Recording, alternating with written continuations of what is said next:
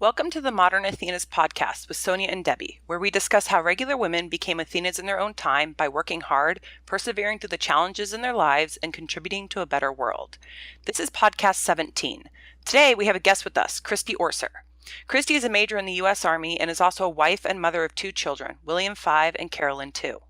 Before we start the podcast today, we just want to note for our listeners that the views and opinions that Christy expresses here today are hers and do not reflect the official position of the U.S. government, the Department of Defense, or the U.S. Army. So thanks for joining us today, Christy. Thank you guys so much for having me. I'm really excited to be here. So before we dive in today, I just want to give our listeners an idea of how amazing Christy is. So she graduated from UMass Amherst with a double major in communications and political science. She was also an Army ROTC Distinguished Military Graduate. She holds a master's in legislative affairs from George Washington University, and her military education includes the Military Intelligence Officer Basic and Career courses, the Commanding General Staff Officer course, the Air Force Space and Missile Intelligence Formal Training Unit, the Army Counterintelligence Agent Course, and the US Army Airborne School. The list of Christy's awards and decorations is about 2 paragraphs long, but I wanted to mention that they include the Bronze Star for her service in Iraq, the Parachutist Badge, the Army Space Badge, the German Armed Forces Proficiency Badge, and the Order of the Combat Spur. Christy is also the recipient of the General Douglas MacArthur Leadership Award. So you might be wondering how we know such an extraordinary woman. Well, Christy and I met back in the day at the University of Massachusetts Amherst, where we were both cadets in Army ROTC. We spent 4 years together, and then we both commissioned as second lieutenants into military intelligence. I'm sure Christy could regale all of you with hours of stories, mostly at my expense, but instead we want to discuss some of the highlights of Christy's career, her thoughts on leadership, and how she balances it all. So Christy, we're just going to dive right into it. What made you decide to join Army ROTC and the U.S. Army Reserves in college? So my freshman year of college was my first introduction to ROTC. It was actually during the freshman orientation. There was an ROTC table, and I had never planned on being in the military. I didn't really have any huge connection to the military.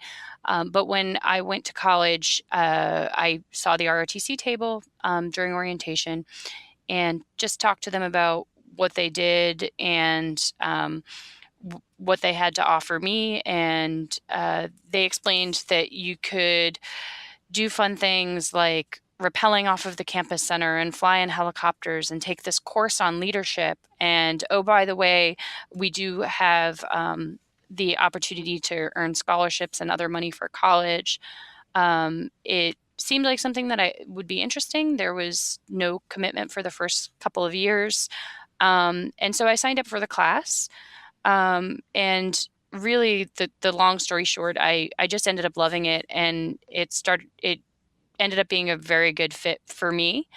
I took the classes and enjoyed it enough that I decided to enlist in the Army Reserve to see how much I really liked it. When I went to the University of Massachusetts, I had planned on studying communication, working in the television industry in some aspect, and I wasn't sure at that point that the Army was the direction I wanted to take my life. So I enlisted and went off and did basic training and some counterintelligence training for the Army Reserve. And while I was down at that training, it just solidified the fact that the Army was such a good fit for me. And it was something that I really determined could be a great career after college. So I decided to sign a contract to do 3 years with the Army after I graduated from college. And that's what I did. I finished up ROTC after 4 years, graduated, and went off to my first assignment at Fort Carson. Yeah, so, as I mentioned, both of us were commissioned into military intelligence. And so when you went off to Carson, your first assignment was sort of with a military intelligence unit. And I know that you deployed during that assignment. So what was that whole first assignment, and then, going over to Iraq? What was that like for you? So after college, I went and did my intelligence training, and then got stationed at Fort Carson. And interestingly enough, after college, I was very interested in going off and being my own person and figuring out who I was as much as you can while you're in the Army. However, my first day of active duty, I met a guy, and he's now been my husband for 13 years. Um, so we both managed to get stationed at Fort Carson. He was originally supposed to be stationed over in Germany.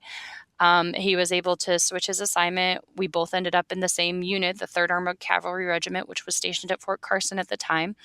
And from there, we got to the unit right as it was redeploying from Iraq, which means they had been over in Iraq for a year and they were coming back to Fort Carson, and they would reset and retrain and get ready to go again if needed. And so we joined the unit at a great time. There was a transition when people got back and they went off and either went on to new assignments or went off to training. Some of them got out of the military.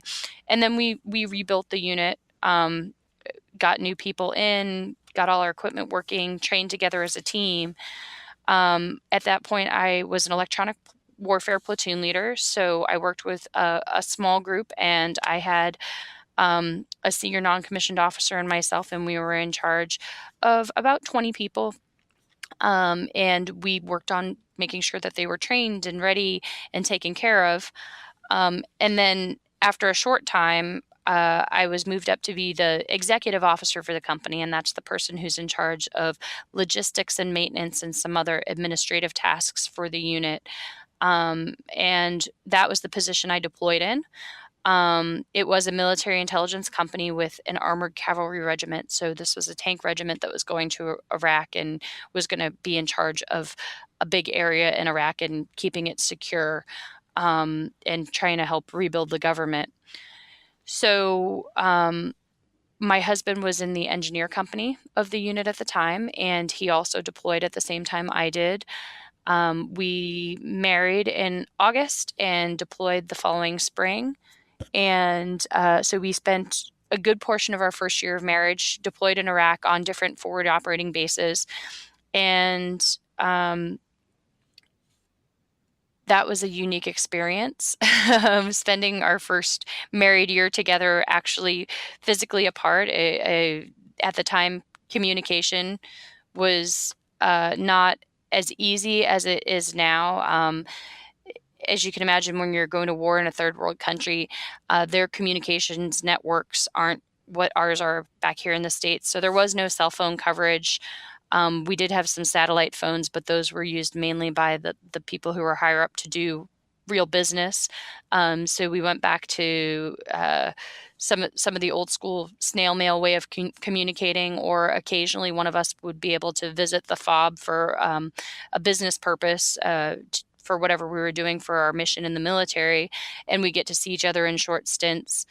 But while we were deployed, my job for the unit that I was responsible for was ensuring that we had all of the supplies and all of the equipment and resources to maintain both our equipment and our personnel. Made sure that everybody had lodging, that we had everything from bullets and ammunition and the weapons that we needed and the vehicles that we needed to ink for our printers. And so that wasn't really an intelligence job, but it's a job that every unit needs to have done so that they can do the mission that they're doing. So yeah, and Christy, just want to interject for a minute for our listeners who aren't familiar with the military. Can you describe briefly sort of what a forward operating base is? Because I want our listeners to get a sense of what it was like. And you were describing, the communication networks weren't what they're like now, but it also was a pretty unstable and insecure area, if I kind of recall what you described before. absolutely. We were in northern Iraq. We were centered around a city called Tal Afar, and the whole province had several what we in the United States would consider medium-sized cities, but they were separated by large swaths of essentially desert. And there, the U.S. military and the Iraqi military would set up bases. They were secure areas. They had a fence around them. We had guard posts, and we would have areas where people lived. We would have areas where people worked. We had a main command post where mission planning was done. And then our troopers, who were there to do the mission would go out every day and work different security missions, whether it was trying to find weapons caches or out talking to the people to figure out who the good guys and the bad guys were. We had a team on the Syrian border that was working to prevent weapons coming in from Syria, and I know this is kind of a silly way to say it, but the bad guys from coming in from Syria and bringing contraband in to help those who are fighting against the U.S. forces and the establishment of an Iraqi government. It was a huge mission. We had this amazing team of people who, and we worked for, at the time, Colonel H.R. McMaster, who's now General H.R. McMaster, and he just had this amazing vision for what we could do there and how we would work with the people to secure their area and get their buy-in. So we were on these forward operating bases, and some people left the bases more frequently than others. When I had to go out and get resupply missions or bring stuff out to our people who were located at smaller bases out in the area we were working in, we would hop in our trucks and load up our ammunition and put on our protective gear and go out there and bring them what they needed and visit them, bring them their mail. Sometimes that was the best part of their week if they were able to get their mail delivered to them because it was something new and exciting. And a lot of the missions that people were doing, they were tedious missions because I worked with the intelligence company, and so one of their jobs was to either be out talking to people and try and find out information, which can be hard because if there's groups threatening the local populace, the people don't always want to talk to you, so they had to build trust. We had groups that were listening for intelligence, whether it was radio transmissions or whatever. And when you're sitting with headphones on 24 hours a day listening to see if there's any tips about bad stuff going on, it's a very, very tedious job. And for those soldiers, you can imagine a little thing like getting a piece of mail or having fresh food resupply, whether it's fruit or I remember one time we went to a group that was up on the top of a mountain and we brought them steak, and it was the worst steak that you can imagine. But when you're deployed, just having any steak was one of the best parts of their day. So that was a rewarding position. It's interesting because while you're doing positions like that in the military, I wasn't the person knocking down doors. I wasn't the person out digging up weapons caches. I wasn't the person who was out talking to the sheiks and the mullahs or whatever and figuring out, who the good guys and the bad guys were and making deals. I wasn't the person who was rebuilding hospitals. We had people doing that. I wasn't the person who was securing schools so that the children could go back to school. I wasn't the person pulling security at the market so the people could be out at the market. But the things that I did enabled our intelligence forces to do their job, which helped drive the missions, which helped make our people who are out doing those things safer and more effective. And, at the time, sometimes you don't have that perspective of the importance of every little job. But for me, looking back, I know that job was important. And being an intelligence officer, it was a little difficult to be in a non-intelligence role. But I was able to take that step back, and I did enjoy the job I did. The people I worked with were fantastic, some of the best intelligence soldiers I've ever encountered. And then the 3rd Armored Cavalry Regiment has an excellent reputation. The leadership was just fascinating. It was amazing to watch. Colonel McMaster at the time and his command team and his staff work to plan these missions that had excellent success.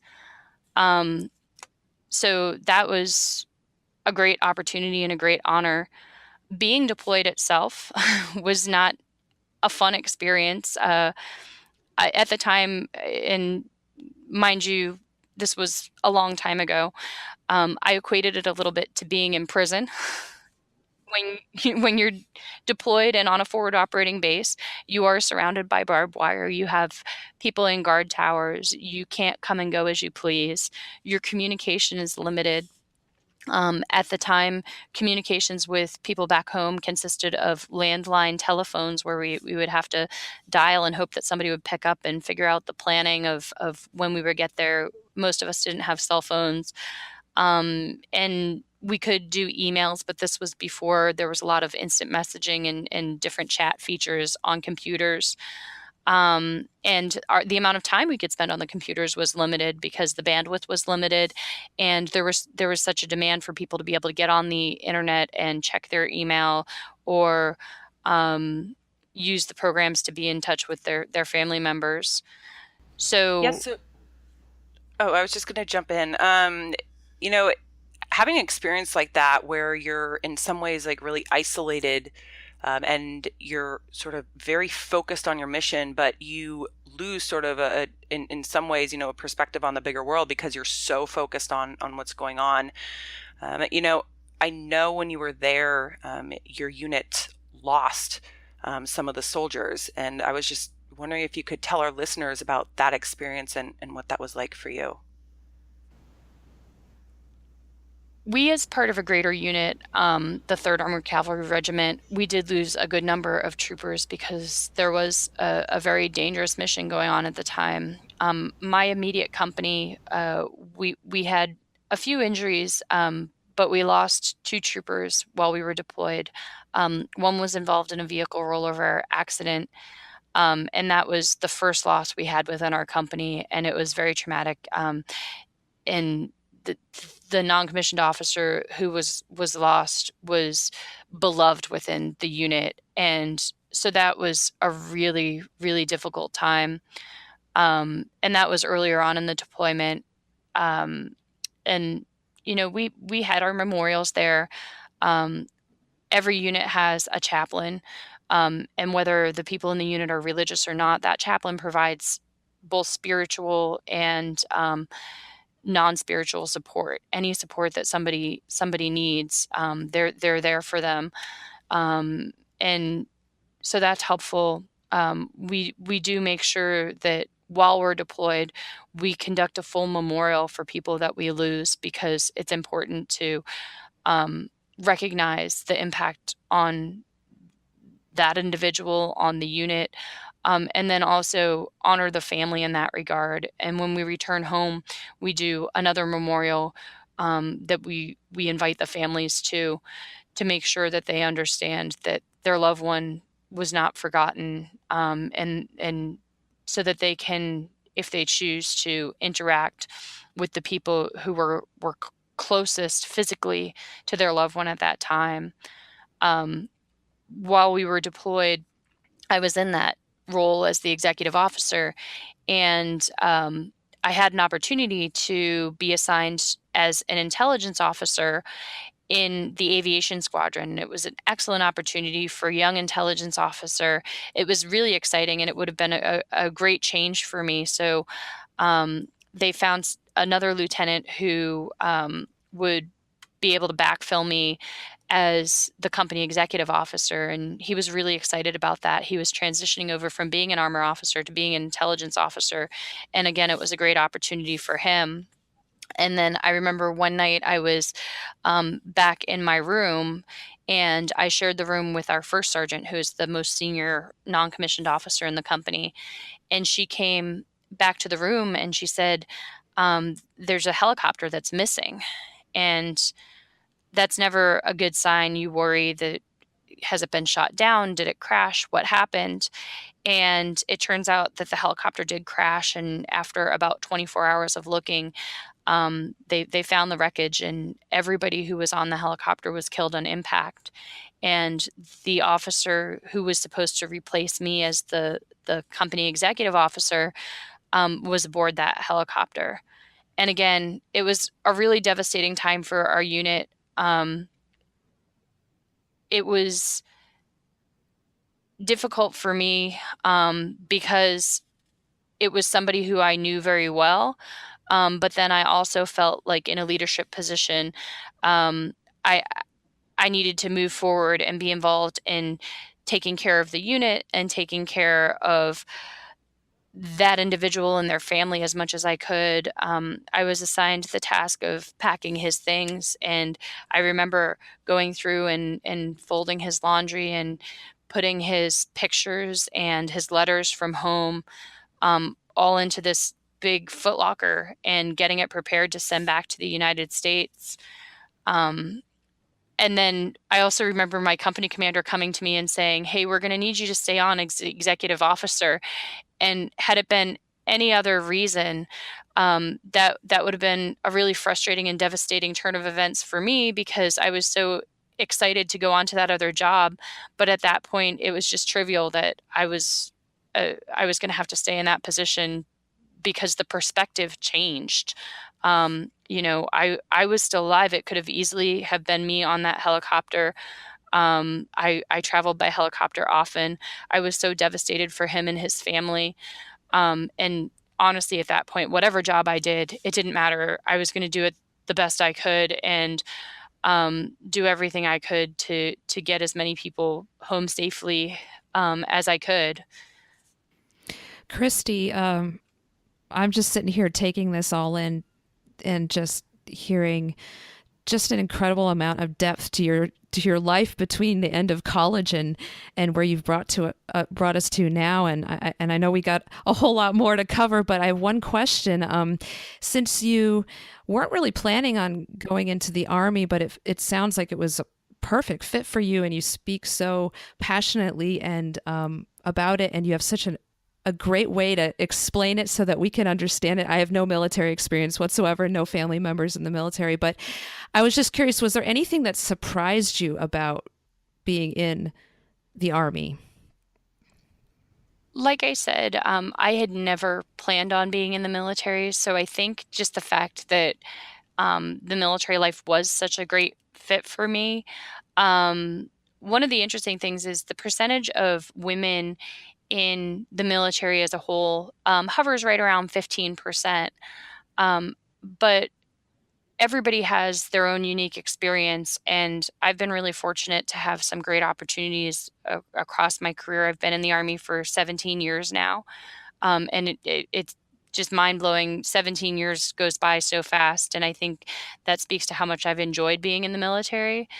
So I think if anything's surprised me, it's just been again, how something so unexpected, something that I had never thought of in my whole childhood, turned out to be such a good fit for me. I know the military life is not for everybody. There's a lot of things that are challenging about it, and there's a lot of reasons why some people would not want to be in the military.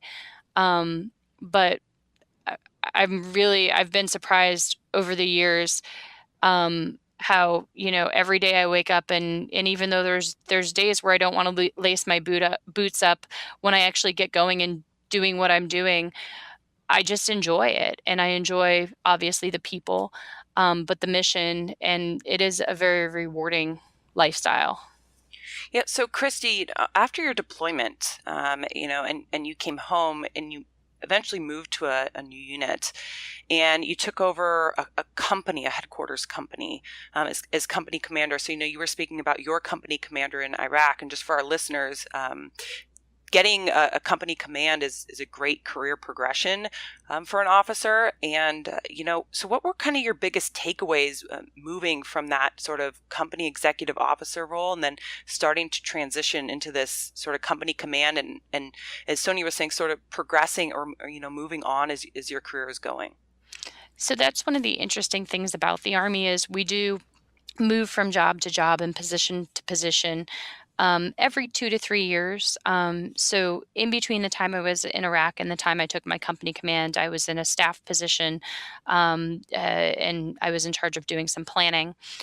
And I remember my company commander in Iraq. I went to him for some guidance, and he said to me, "You have no left and right limits. Just do your job, do anything that you see that needs doing. And if you start to stray in a direction that I don't want you to go, I'll make sure I let you know." And I really appreciated him as a leader for doing that, because he didn't limit me and he allowed me to learn a ton. And I think that was beneficial to me as I went on to be a company commander myself. When you're a company commander, you're in charge of anywhere, usually from 100 to 200 people. And they say that company commanders are in charge of everything that happens or fails to happen in their company. And company commands generally last about 2 years. So in that time, I was responsible for training and all of the administrative caretaking for a group of about 150 people. And it was just a great opportunity to both execute that responsibility, but then also to grow as an officer and learn a lot of management skills. And this is one of the other things the Army is training you and honing you your entire career to get to the next level and to do the next job.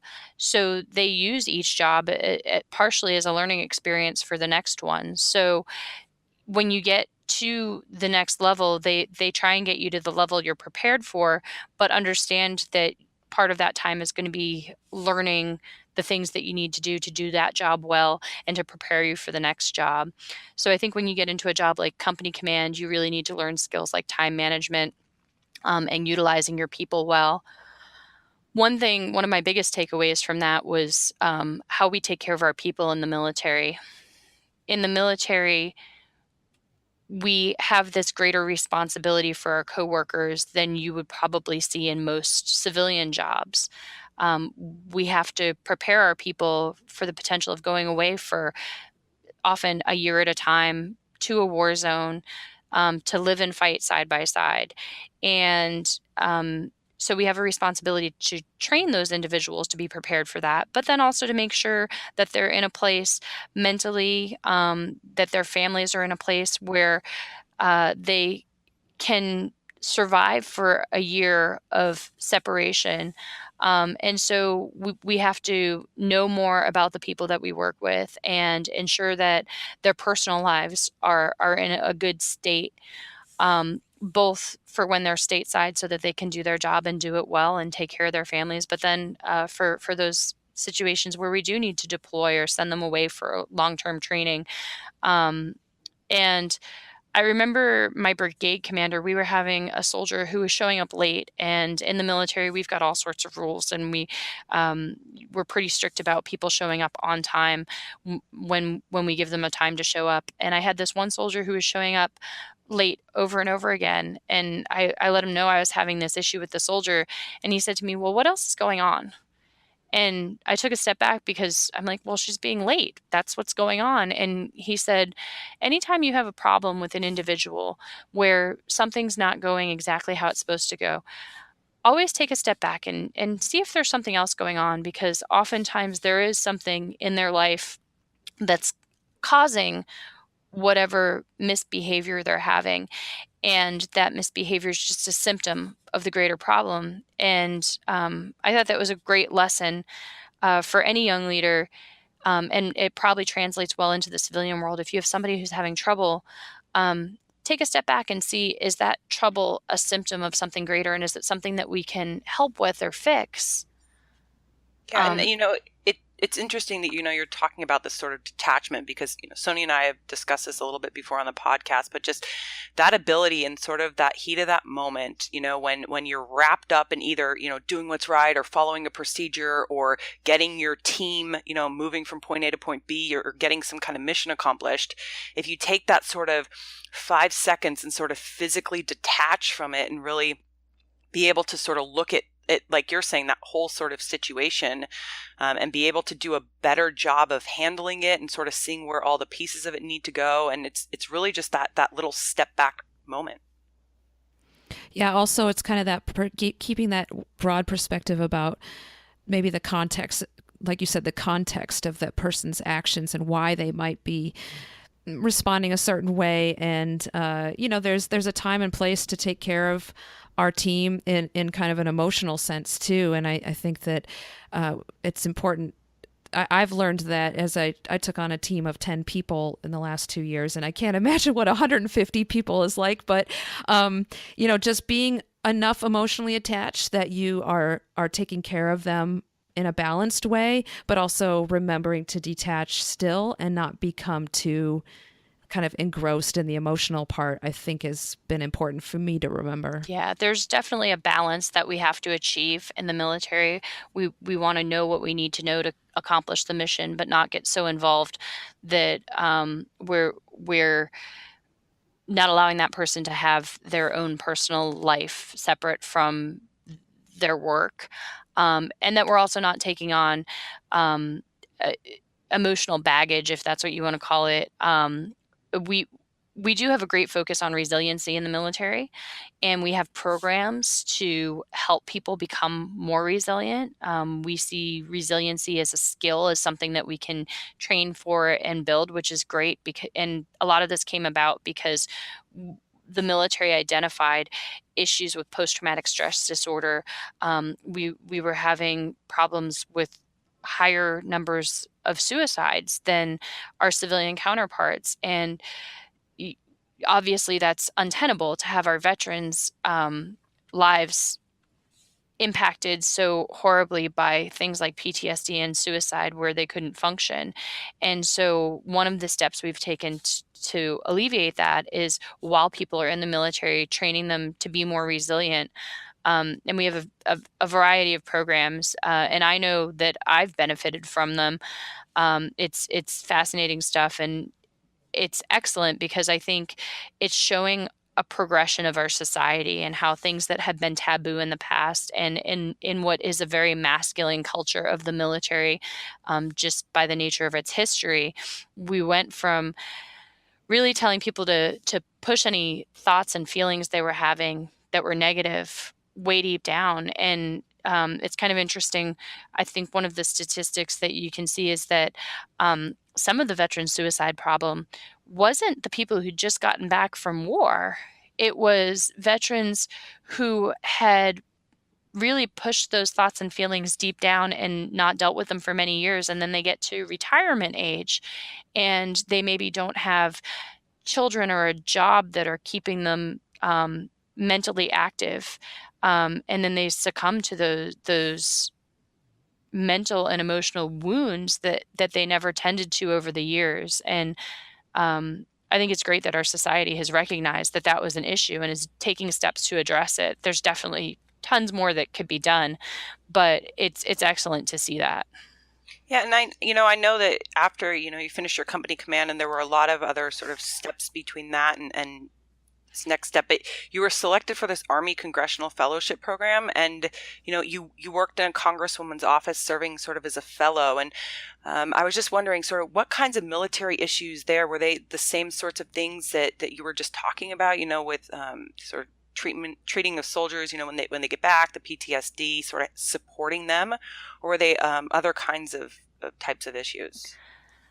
When I worked in the congresswoman's office, I had the great fortune to work on a host of issues that impacted the military. I got to work on some non-military issues too. But some of the issues that the congresswoman I worked for was heavily involved in included body armor. She was very interested in making sure that our soldiers who were serving in combat had the best possible armor, and that included armor that was better fitted to shorter stature individuals and to females. So that was an excellent topic as a woman in the military to work on. Obviously, suicide prevention and the mental health issues, both for our military members and our veterans. I was able to work on those issues. She was a member of the House Armed Services Committee, so and she served on the Military Personnel Subcommittee, so a host of issues having to do with personnel. I was also able to work on military sexual assault prevention and response in the military. Just as you can imagine, the military has a very young population. We recruit for our military from two groups primarily, people who are just graduating from high school and then college age individuals. We do have some people who join at later points in their life, but the largest percentage of our people who join the military are in the age group of, I think it's 17 through 24. And that's a similar population to a population you'd have on a college campus. So just like college campuses, we have some of the same societal issues in the military. And so those are the times when young people begin using alcohol.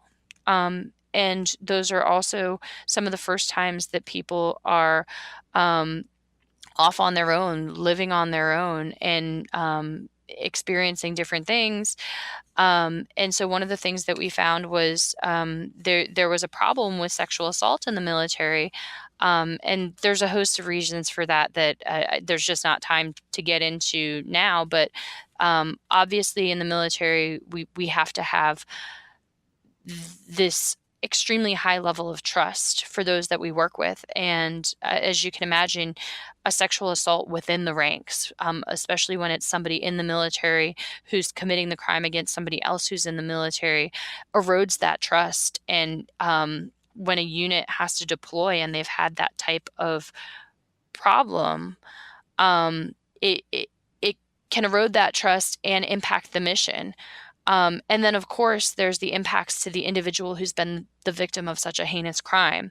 So the military, all the services have been putting in a great effort to reduce the incidence of sexual assault, to prevent sexual harassment, and being able to work on that issue as a fellow was fascinating. I learned a ton, and it was definitely a place where I was able to I feel make a huge impact in my career. You talked a little bit earlier about, being a company XO and leading others, but, I was wondering, from all these experiences that you've had, sort of, if you were to mentor a younger officer now, and so we're talking about, as these students that have just come out of college, who have just been commissioned or who have been commissioned but have only, been in the military maybe 5 years, 6 years, sort of what kinds of things would you focus on, or tips that you could give sort of younger leaders, because I know some of our listening audience is in that 18 to 25 age group. I think some of the biggest things that would have been helpful for me as a young leader were to listen more. And you mentioned earlier taking a step back and just removing yourself from a situation for a few moments to gain a better perspective. And I think that's always something, as a young leader, we can often be very gung-ho, and we get a lot of type A personalities in the military, people who want to do things and people who want to fix things.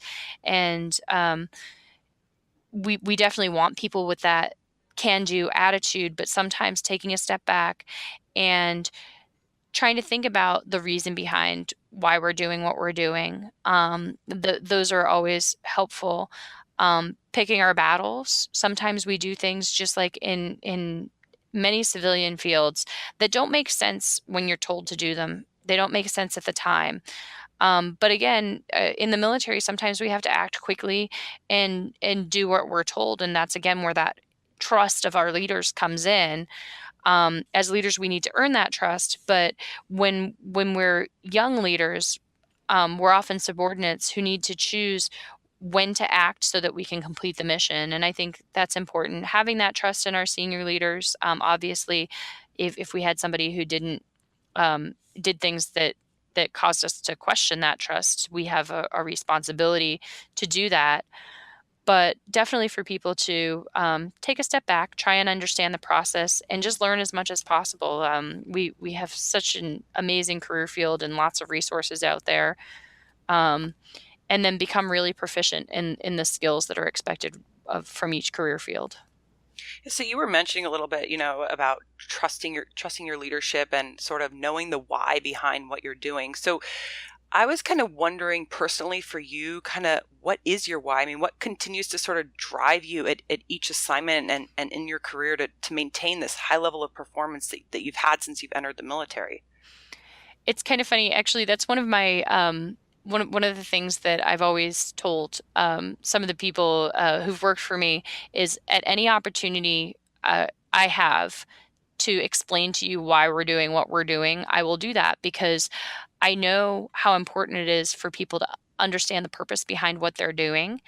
And then the times when I just have to tell them to execute and that I don't have time to explain the why, they understand that I'm not going to make them do things that don't have a purpose behind them. For me personally, I love learning. Um, and maybe that's a reason the military was a good fit for me. We move from job to job, we move from place to place. Things are always new and exciting.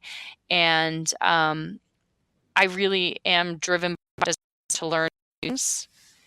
And I think that helps with my passion for the military. Um, I definitely, to some extent, want to make the world a better place, and this is my small way of making an impact. I think I was always a little patriotic, but I think my sense of patriotism has grown after 17 years of service. I love America, even if that sounds a little trite.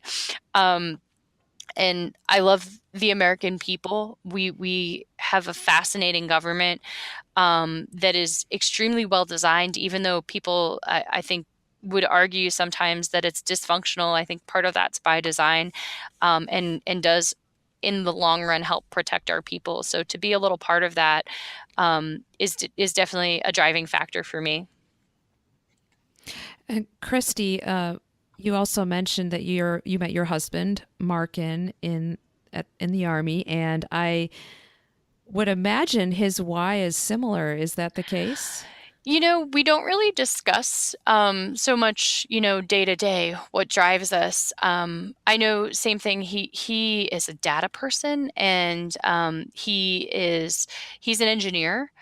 Um, and we've both at times in our career transitioned to doing civilian careers, and we've both found our way back to the Army. And that's one of the things that's kind of interesting about the Army. You can be full-time active duty. And then I know for me, when I got back from Iraq, I was pretty burnt out. That was a long year. And so I left active duty and went into the reserves. And he did the same thing at a later point in his career. And we both pursued civilian careers while we did our reserve duty. And we both found our way back to the full-time Army. And I think to a similar extent, we both enjoy the service aspect of it, and we both enjoy that we learn new things and do different things. And there is some adventure to it. We go new places, and we do make it an adventure everywhere we go. As you can imagine, moving every 2 to 3 years can be taxing, and it can put a lot of stress on a family. But we definitely approach it from it's a new adventure. We get to see a new place. Sometimes we end up in the same place we've been before, and we get to be reunited with old friends. This is going to be the second time that we've moved with children. We're moving this summer to be able to make that an adventure for them versus a traumatic event for them is kind of interesting and exciting. So I think we try and put a positive spin on as many of those things as possible that could be negatives, and really capitalize on the opportunity to learn different things. And we do both get something back from the sense of service and serving our country and serving the American people, because the country itself is a big nebulous thing, but the people are really what makes it worth it. So we've been able to hear about your career and really how you've made a life for yourself in the military. And I'm just fascinated by it all. And it seems like its own kind of, in a way, its own little world within a world. And so thank you for sharing all of those details. And within all of that, and of course, you're married and you have children. I'm wondering, and I'm sure our listeners are wondering by now, like, how do you juggle it all? How do you balance? How do you find balance? Or what kind of, what are some of the challenges that you've come up against in striving to create that balance for your family? It's interesting. Having children has actually perhaps forced me to have more balance than I had previously. And I think you find this often with young leaders in the military, is a good portion of our life becomes about the military. And I was definitely one of those people who um, put in more hours than were necessary. Part of it was because I loved it. Part of it was because I really wanted to succeed at what I was doing. And part of it was because I felt a huge sense of dedication to the people who worked for me.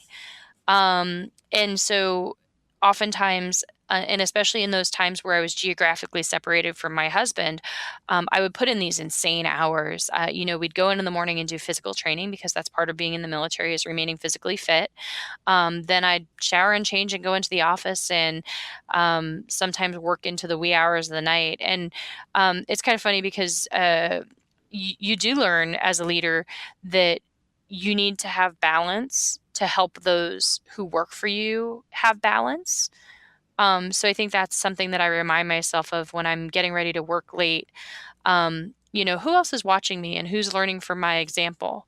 And I think the same can be said for children, but for the people you work with, I've been in the Army 17 years now. I'm not the most senior person in the Army, but there's younger people who are watching me.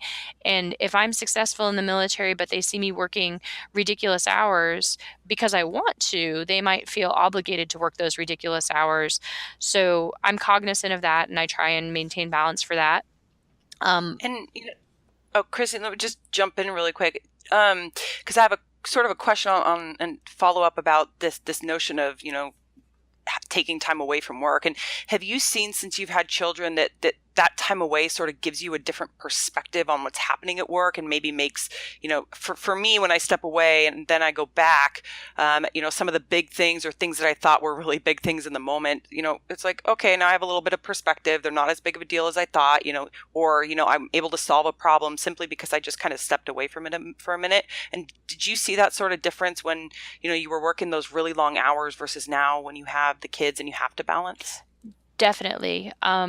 You can drag out a project or a mission as long as you need to if you have all the time in the world.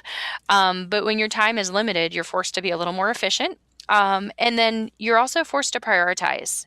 And I think that's a huge point, is when you have to step away. First of all, it helps to clear your head. And I think in the same way that sometimes you'll write an email and you're not ready to send it yet, so you step away and do something else, and you go back to that email and you're like, oh, I could change this and it'll be better. That definitely happens at work. And then I also do definitely have to prioritize and determine what's most important, both at work and at home. And it has really helped me, having children and being forced to have a specific start and end time to my work day, to say, okay, these are the things I need to accomplish today. And if there aren't enough hours to accomplish this, what needs to get put off until later? What is something that maybe is a project that doesn't need to get done? And I know not everybody has the luxury of saying, okay, these things can wait or not get done at all. But it does help you understand when you have those fixed hours and when you have to fit a certain amount of things into a certain amount of time, that some things can wait that you might have otherwise treated as the highest priority. Chrissy, I think you had a good point there. I mean, I think sometimes everything to somebody is a fire, especially I think when you're a young leader, you're a young professional. Every little thing that kind of doesn't go perfectly right, you're like, oh, good, I got to go chase the fire. And then, you want to put that fire out, and then there's another one. You want to keep putting that fire out. And you get to a point where all you're doing is sort of this concept that I call firefighting. And you're literally going kind of from one fire to another. And then as you start to learn this notion of sort of prioritizing and kind of lining things up and doing one at a time, and learning that not everything is, priority number one on your list. For me, it provides me a little bit better look or perspective on all of my priorities. And I was just wondering sort of what that's done for you. It's definitely done the same thing for me. I find I'm more organized because I have to be. And when I'm feeling disorganized, oftentimes it's because I feel like I have so much on my plate and I just want to do that. I want to put out fires. And so I tackle whatever's right in front of me. And I think when I get to that point, that's when I need to take a step back and really make a list of all the things that need to be accomplished and prioritize them. And I still sometimes find myself putting out the fires in the email that pops up that needs to be handled right now, or this other side project that's just a small project, so I'll do this. And then I do find myself putting off maybe the larger projects that are definitely a higher priority. So when I get to that point where it seems hectic, even though it's counterintuitive to take a step back and sometimes go make myself a cup of coffee and sit down and clear off the desk and put things in order and come up with a list of what needs to be accomplished and prioritize that list and then force myself to follow the priorities, I end up becoming more efficient. I know I definitely become more centered. I become less hectic, and that definitely lowers my stress level, which helps both at work and at home for me to be more effective. And the same thing happens in our household too. Sometimes we need to take a step back and determine what needs to be accomplished on what timeline. And it can be hard for somebody who's used to just doing things as they pop up, and trying to do it all to take that step back, but it makes a huge difference. Yeah, and I think it's interesting too, because I think that as you sort of fix these priorities and really get some, like you're talking about, just getting that balance and realizing some things can go today, some things can go tomorrow. I think it also in a way kind of simplifies your life a little bit, because you're not so in the weeds all the time and you're not constantly thinking of all these pressures. By prioritizing it, it simplifies that, makes you more able to sort of look at everything in a little bit cleaner light. Like, you just mentioned your desk, or, whatever people do, but it allows that sort of clear perspective. And I also think it also it kind of forces you to have almost faith in the procedure and the that you kind of know that, okay, if I just simply take a step back right now, and for me, it's rewriting my to-do list on a clean piece of paper, actually, that somehow the act of just doing that, but, just really believing that if I just simplify this and I kind of get away the clutter of all that distraction, and really, like you said, prioritize and really focus on the most urgent and the most critical, then it can kind of be very cleansing too, and you can kind of feel a little bit refreshed. I don't know, it's some magic about rewriting my to-do list maybe, or checking off or crossing things off, but I actually feel like a physical refreshment from that. And sometimes when you rewrite that list, I think you find that something that's moved from list to list to list, either you at that point need to prioritize it and make it a higher priority, or you determine that maybe this isn't a priority at all. And one of the things I love about making my list is this a task that I need to do? Or is this a task that's more appropriate for somebody else to do? And that's always a great one when I can move a task off my list, because it really wasn't my job, or it's a task that somebody else is better suited to do. And so list making, I know, is extremely helpful both at home and at work for me. Yeah, it's interesting because I call those things list hoppers, those ones that just move from list to list to list. And 9 times out of 10 for me, those are things that I just don't really want to do. They're never like the most time consuming. It's just something I've been dreading. And as I've gotten older and more experienced, I realized those list hoppers, like, you just got to get those done first. So every day I'm like, what is a list hopper? And I spend my first 20 to 30 minutes of work after I've figured out what I'm doing for the day. It's to do one of those list hoppers. And it's weird, like the kind of relief you get when those things are sort of off of your list. Well, and it's funny, we spend so much time dreading those things, and then when we get them done, I know often for me at least, I go back and I'm like, why was that such a big deal? It took such little time, and it really wasn't that difficult. It was just I think sometimes we overemphasize how painful something's going to be, and it's a little silly. So I think it is smart to occasionally force yourself to do those things so that you get them off your list and get that level of satisfaction. Yeah, Christy, I really liked what you said about asking yourself, is this something I can have someone else do? And that's something I've really been focusing on in the last couple months, is really thinking through how I can better delegate and better hand down kind of the leadership of some of these other tasks, and really kind of empower the rest of my team to do some of that, and trust that I'm still going to be connected to the details, but that I can give them the room and kind of the opportunity really to lead in this certain area. Yeah, and I think too, it's this sort of notion of you got to give up the control. And you got to get over giving up the control. And I think like for people like me who want everything to kind of go well, or who are very, have a very strong work ethic, very detail oriented, releasing that control and sort of teaching others and letting them sort of succeed and then watching them succeed is also really fulfilling.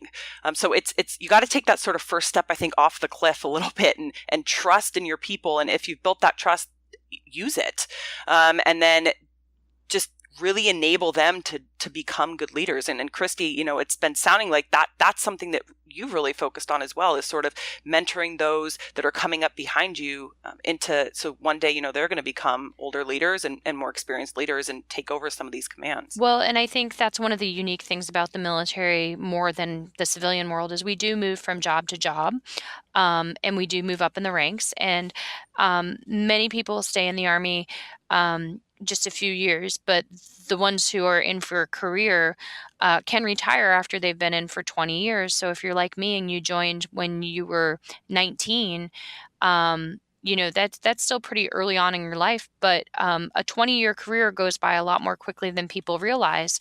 We do have an obligation to pass on skills and knowledge that we've learned to those coming up behind us, to mentor those coming up behind us.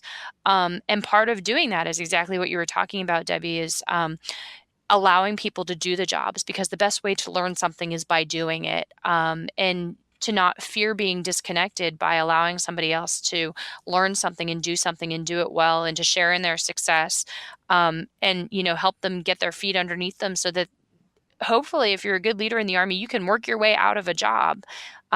And I think that's a sign of a good leader. I think I've seen recently that the leaders who don't do as well in the military are the ones who either try to do it all, or don't trust their subordinates. And I know it can be hard as a leader to give up that control, especially for the type A people. But once people are able to do that, and trust in their subordinates and enable their subordinates to succeed, they'll find that they can be more successful. And the best leaders I've worked for in the military have done just that. Sometimes it's caused me a whole lot more work, but I've learned from that and hopefully learned from their example and can move forward and take that with me in my career. So, Christy, as we talk about on this podcast, we discuss how regular women become Athenas by working hard, persevering through the challenges in their lives, and contributing to a better world. So, I'd like to ask you just a few quick response questions along those lines. What is something you're currently working hard at? I think one thing that I'm working hard at, especially at home, I don't have this issue so much at work, is not being the martyr. And I guess a little bit of it translates into work. Sometimes we see tasks and things that need to be done, and we just take those on because we either want to alleviate somebody else of the responsibility for it, or we think we're doing something for somebody else. And I know that I would do that. And oftentimes I'd see all these things that needed to be done, and I'd say, oh, I'll do that, I'll do that, I'll do that. And I was doing them in my head so that other people wouldn't have to do them. And then I would end up putting the things I wanted to do further down on my list. And what I found was a lot of those things nobody expected me to do. And people didn't mind doing them as much as I thought they did. So to them, I was just doing things for no real reason that they could discern. But for me, I would sometimes build a level of resentment because I was doing all these things that I saw as being for other people, and putting myself second. And so there's a real concerted effort once, for me, I realized that I was doing that, and that it was detrimental to my psyche, to do. Sometimes I will still do those things because I do want to do those things either for myself or for other people. But to put some of the things on my want to do list ahead of those things, whether it's getting up in the morning and going for a run because I want to maintain my physical fitness or be able to eat what I want that evening, um, or going and I know one of the things I do to relax is go and get a pedicure. In the military, we're not allowed to wear nail polish day to day, but I'll go get my toenails done. And oftentimes I would try and get everything checked off on my list. And then if there was time, I would go and get a pedicure. And now, I'll work with my husband to schedule a time. Hey, you've got the kids this morning. I'm going to go get a pedicure. And when I get back, I'll do X, Y, and Z. And I find there's a lot less resentment because I do take care of myself better. And I've also found that I'm happier overall, which makes everybody happier. And people don't care whether the laundry gets done in the morning or the afternoon. And a lot of those things that I was taking on as my own personal chores for other people still got done, whether I was doing them or not.